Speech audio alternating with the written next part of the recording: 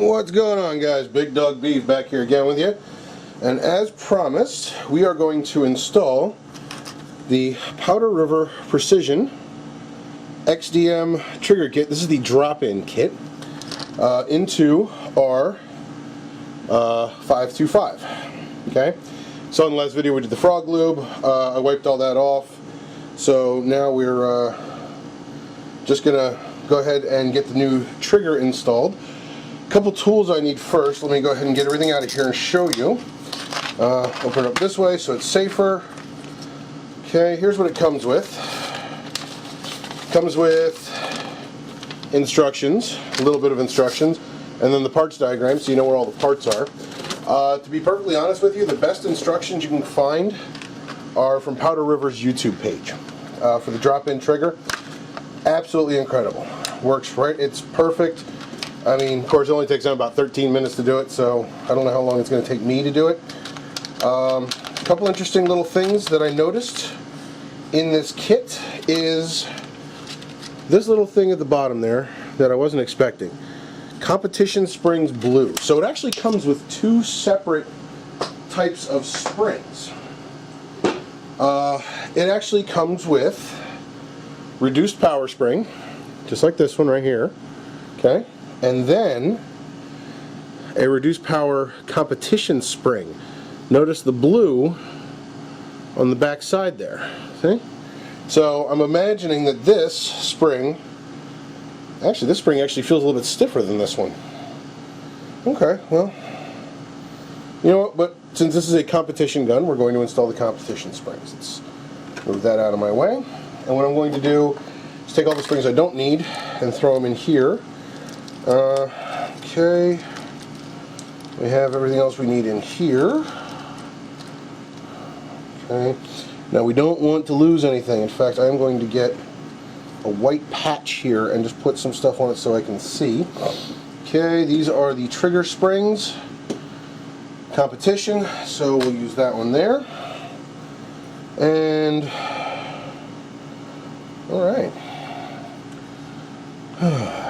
So that being said, let's get this show on the road. I need to get out my punches. I was going to get out my bench block here if I need it, my hammer, and my punches.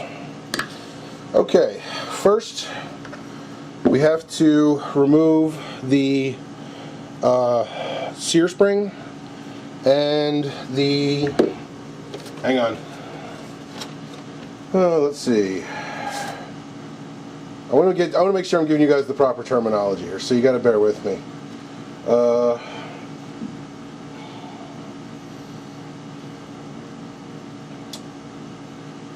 So yeah, okay. So the striker safety lever and sear spring. Okay, this is going to go over here. This is the sear spring here. That goes over there. Okay, I'm just organizing myself right now. So the first thing we need to do is we need to get in here. Oh, there we go. We don't want to lose any pins either, by the way. Okay, take out that pin, stick it right there, and we're going to hold our hand over the top. We don't want anything flying up on us. And then just kind of push everything down to the bottom here. And everything should just come right out the mag well. Okay? So obviously we have to hold on to our our sear. Bear with me, I'm moving stuff around here. So we still need to use the sear. These two springs here we do not need anymore because we're going to be replacing them. So I'm going to throw them over there. Okay.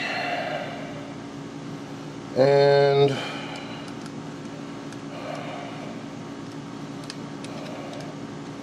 okay, need to remove the striker safety lever, so I'm just going to throw that. You know what, because this is the original parts, I'm going to put those over there into the other box. And then we have to take the ejector off, and we can use the ejector to just push the ejector spring, or the ejector pin rather, flush with the frame. Just like that. And at the same time, while I'm in here, I'm going to do some quick cleaning. I don't know if this is frog lube or grease.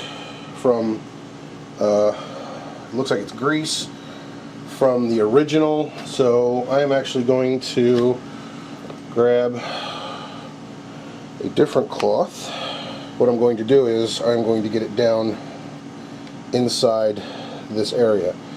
Also, and this is definitely one thing that is mentioned in Powder Rivers, make sure that the disassembly lever is in the forward position.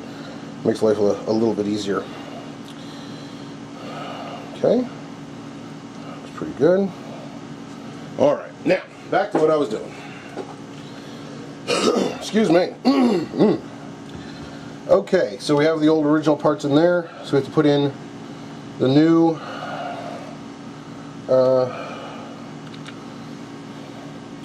safety lever. I'm going to put the pin back in here first. Whoops, too far. I'm going to get the pin going in there. Just got to go through.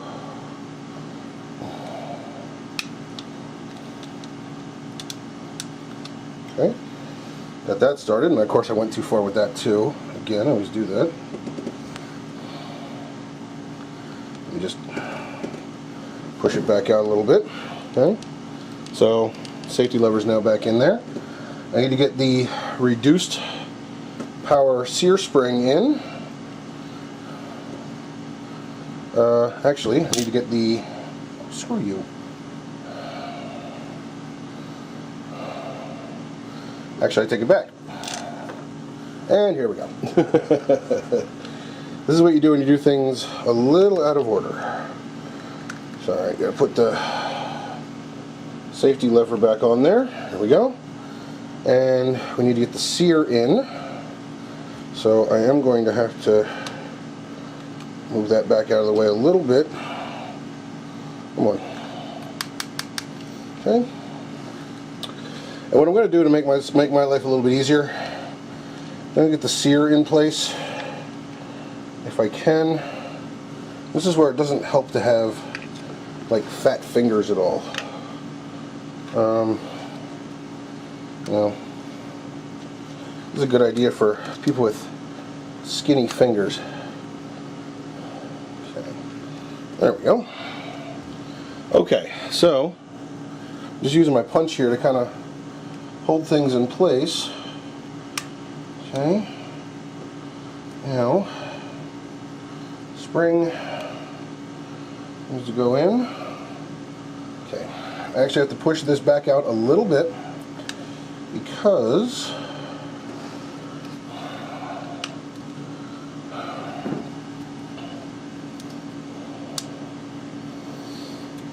the ejector has to go in.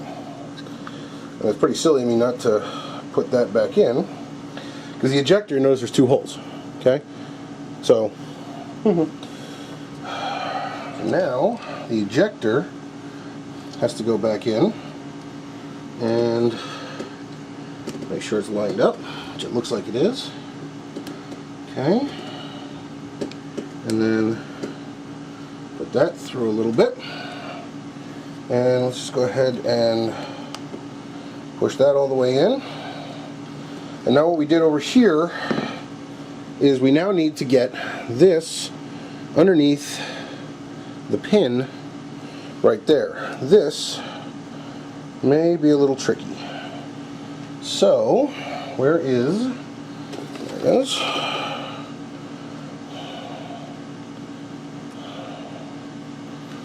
Okay.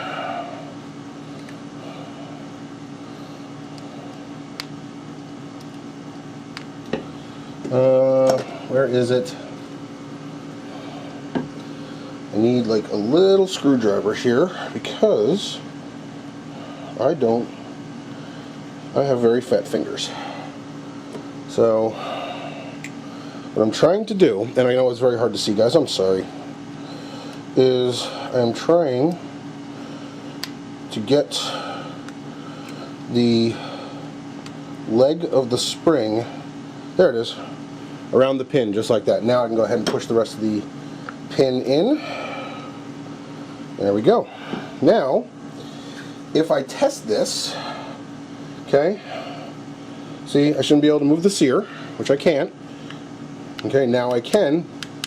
So the grip safety is working. And what we're going to do is we're going to test this, pulling down and do the reset. Okay, so reset, a little pressure on top. Okay, you can feel the reset.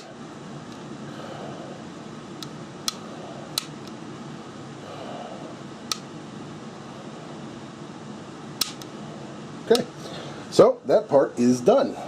Okay, which is just absolutely awesome. Okay, next, I'm telling you, they always make this look so easy, but I guess when you think about it, if Powder River is putting out their own video on the subject, it stands to reason the guy doing the video has probably done it a number of times. Okie dokie. Next, locking block. We gotta take that out. Move that back up. Okay.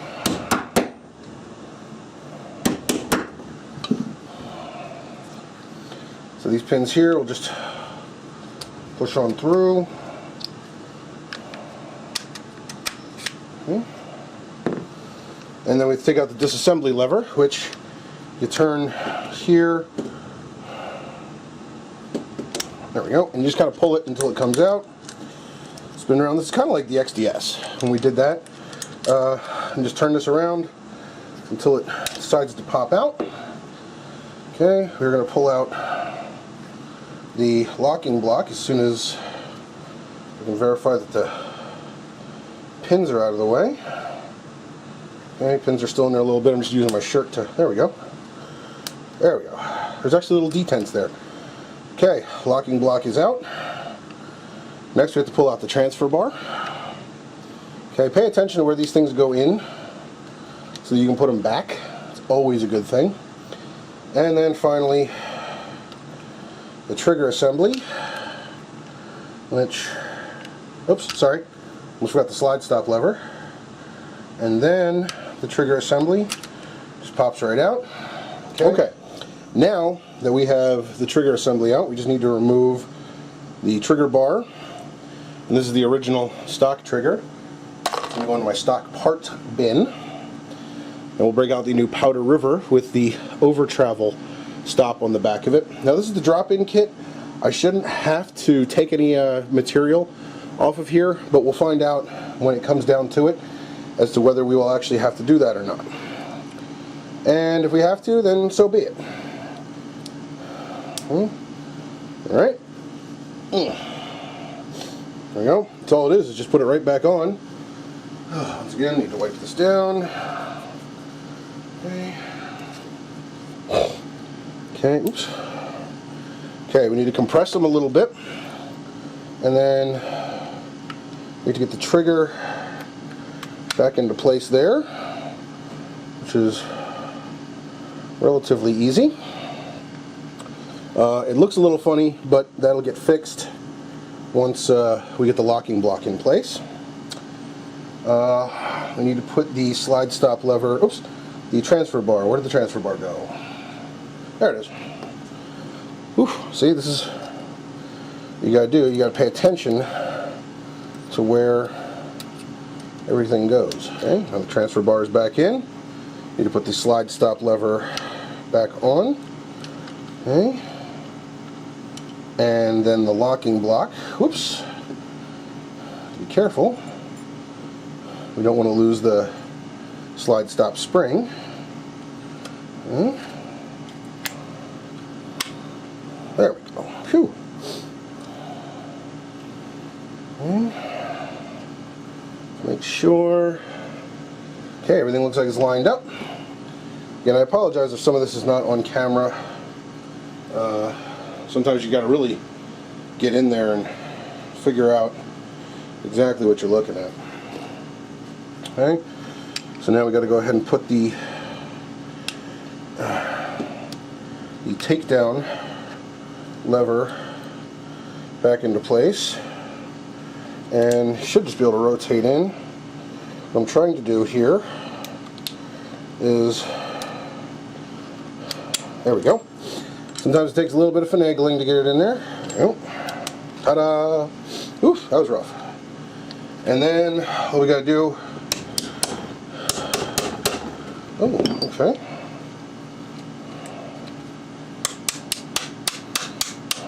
There we go. Cool. All right, that is the frame. Let's go ahead and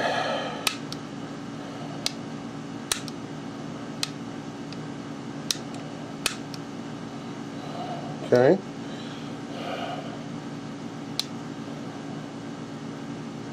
I mean, that's really definitely a short reset now. That is great. Okay, frame is all done. Whew. All right, we are almost done, folks. I swear to you.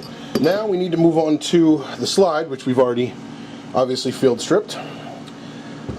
We need to push in the striker status indicator and move the plate out of the way a little bit. Be careful doing this. You don't want it flying up and out of the way. Okay, there we go. Take those guys out. There we go. Striker status indicator. Once again, grabbing a rag. Gonna just clean some of the grease out of here. Oh, there's actually some frog lube in there. Awesome. Okay. Now this is easy. You got this, the spring there. Put that in the original. Once again, grab the new one. Put in the status indicator. We're just going to set that off to the side. Because what we need to do is we need to remove the spring from under this little bad boy there. So in order to do that, we need to push in on here, and there's a little tiny pin, which is very hard to see. But that's it. Okay? So once that's done, then I can take this whole thing out. If it'll come out, there we go. And this little tiny spring here, we're going to go ahead and put that into our original parts bin. We're going to do a quick wipe down here again.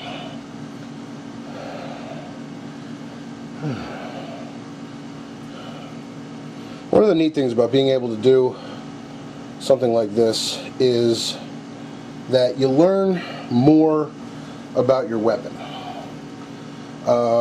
You learn, you know, I mean, just aside from the fact of how to take it all down, but you really learn the components, and it's a really good thing. So I'm going to try and put this in on the side, because in the video they actually use grease to hold that spring in place. I don't have any grease right now. Okay, that's it. Put it in, put the pin back in, and that's it. Okay, see, that was easy. Now that's back in place. Now we just have to put the slide back together.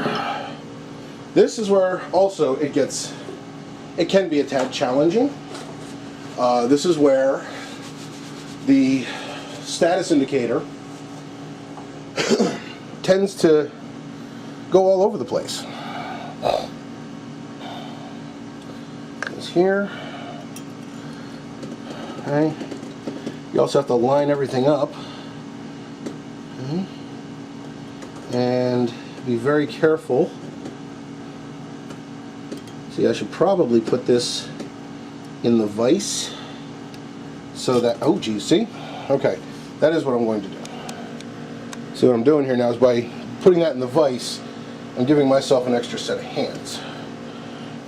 Because you need to compress this, you need to get the plate on, all that kind of stuff. Now, you got to compress this enough so, and the status indicator has to actually go into, just like that. And then, I mean, the good news is that these plates do go on fairly easy. You just got to be very, very careful. There we go. Whew! I was getting worried for a second there, folks. I really was.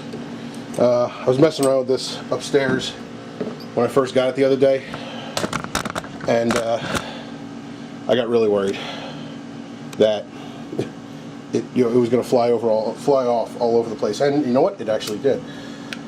All right. So everything seems to be back in place. Go ahead.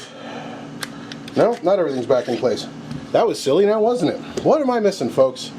Oh yeah, the barrel and the guide rod. While we're at it, we're putting in our stainless steel guide rod right now. I cannot believe I actually just forgot. This is very difficult, believe it or not. This spring is very rough to get down into place, so you really need to get some pressure in there. Come on. Make sure it's lined up. There we go. Whew. Sometimes you gotta work it hard. Okay. Now we can go ahead and put the slide back on. Put it down. Okay, here's the ultimate test, folks. Oh yeah. Ready? I'll bring that up close. There's the reset. There's the pull. Ready? There's the reset. There's the pull. Oh yeah. I mean, believe it or not, the trigger on these are not that bad at all. Wow. I'm not sure what the poundage is on that, but that feels less than my 1911. So, alright folks, that's it. The Springfield XDM 5.25 is ready for competition as it stands. Now, I do have some more upgrades that I'm going to be doing. So, in the next video, you are going to see just a couple more things get put on and accomplished. So, I am going to go ahead and do those right now. And I hope you guys stay tuned to see those. Probably going to re-frog lube the firearm here as well, just to give it a second coating. But you guys don't need to see that. All right, guys. As always, I appreciate you watching, and I'll see you next time.